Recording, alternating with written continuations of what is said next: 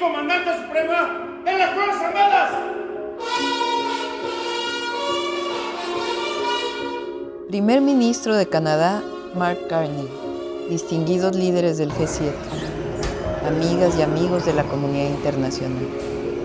Acudo ante ustedes como presidenta de México, como representante de un pueblo digno y orgulloso, que ama su historia y su cultura y que se ha caracterizado por ser promotor de la paz.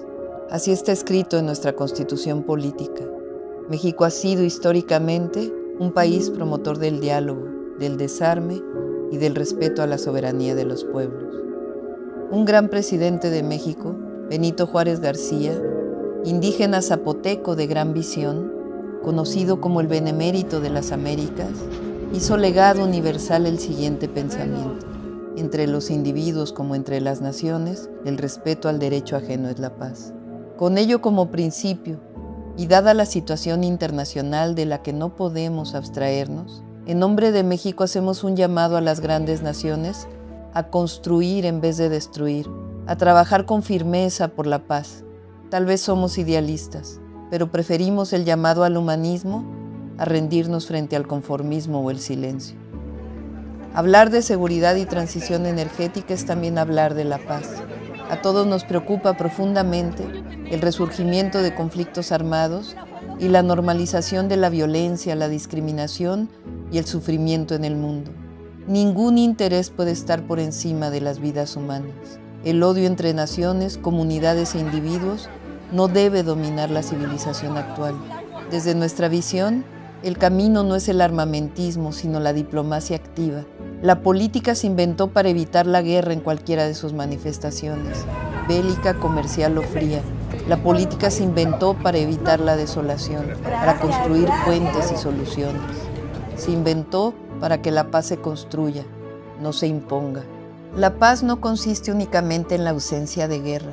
También implica la presencia de justicia, comercio justo, oportunidades, cooperación para el desarrollo y respeto a los derechos humanos.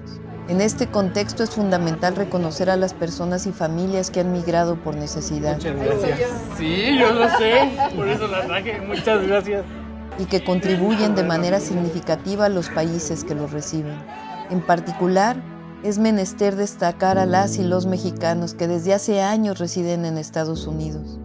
Nos referimos a las personas trabajadoras, honestas, que han construido su vida con dignidad, cumplen con las leyes, son de esfuerzo y dedicación, pagan impuestos, asumen responsabilidades y no merecen discriminación, sino respeto y reconocimiento.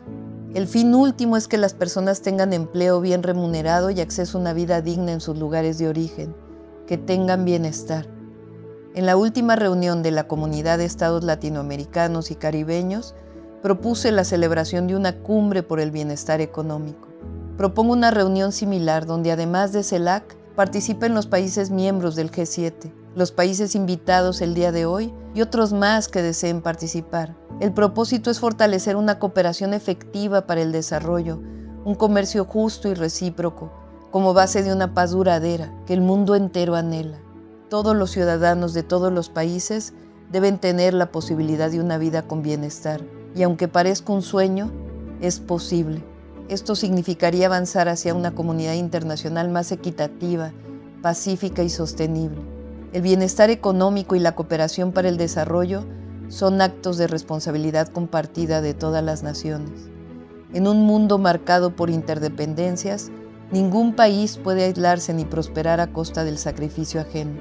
Apostar por la cooperación es, en última instancia, apostar por un futuro común basado en la justicia.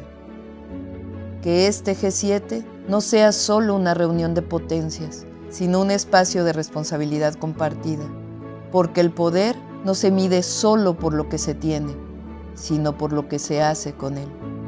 Muchas gracias.